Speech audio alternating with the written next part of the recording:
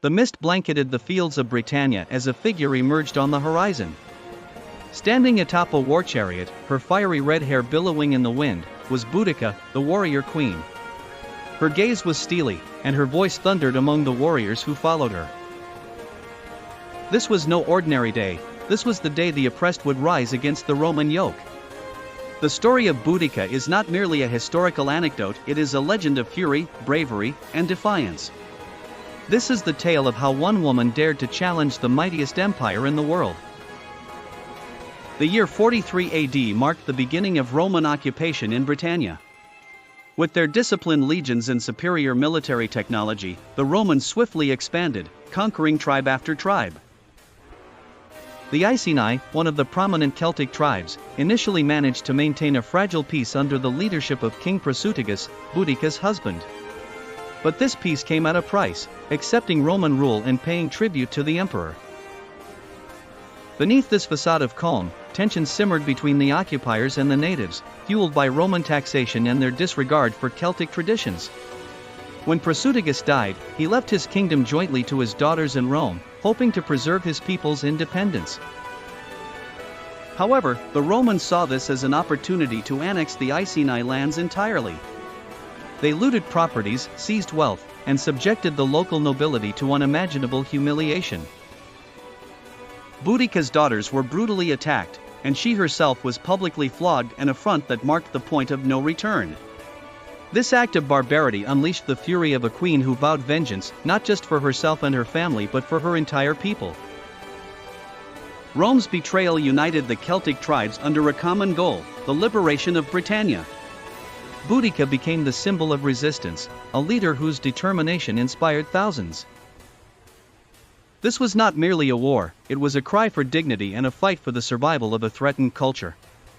Her speech to the tribes was etched into the hearts of all who heard it.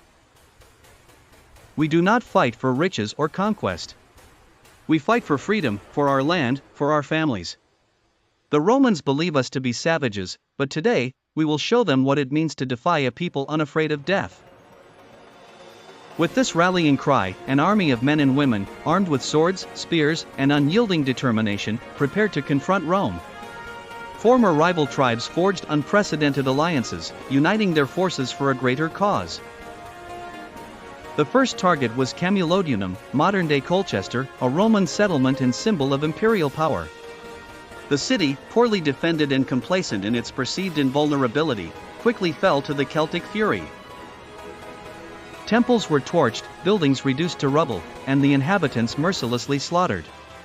The earth itself seemed to demand justice as flames illuminated the night sky. Roman historians recorded with horror how Boudica's forces razed even the most sacred monuments, such as the temple dedicated to Emperor Claudius. Every sword strike was a declaration that Britannia would not be easily subdued. The Roman governor, Suetonius Paulinus, was far away, leading a campaign on the island of Mona, Anglesey, to subdue the Druids, the spiritual heart of Celtic resistance. His absence allowed Boudica to continue her relentless march toward Londinium, modern-day London. This crucial commercial hub was vital to Rome's interests in Britannia and became Boudica's next target. Londinium was Britannia's most important trading center. Upon hearing of Boudica's imminent arrival, Suetonius returned hastily but, assessing his limited resources, chose to abandon the city. Those left behind faced a grim fate. The scene in Londinium was apocalyptic. Flames engulfed the city as the screams of its inhabitants echoed through the streets. Boudica's warriors showed no mercy, leaving the ground soaked in blood.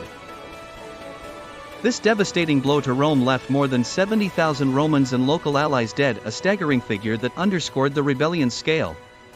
Suetonius regrouped his forces to confront Boudica at a strategic location known as Watling Street. Although the Romans were outnumbered, their discipline and formations provided a critical advantage. Confident in her numerical superiority, Boudica ordered a frontal assault. The battle was ferocious. The Romans employed their testudo formation to withstand the Celtic onslaught while their soldiers hurled javelins with deadly precision. The battlefield became a sea of chaos, screams, and death.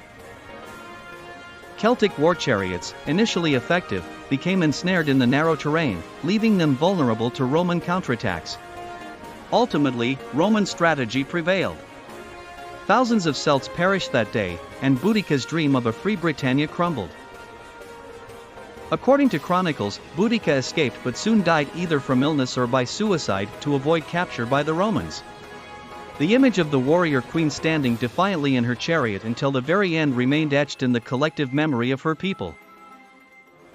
Although her rebellion was crushed, Boudica became a symbol of resistance against oppression. Her story has been told and celebrated over the centuries as a testament to the indomitable spirit of those who fight for freedom. In later centuries, her legacy has been invoked in literature, art, and even politics, embodying the spirit of defiance in the face of adversity.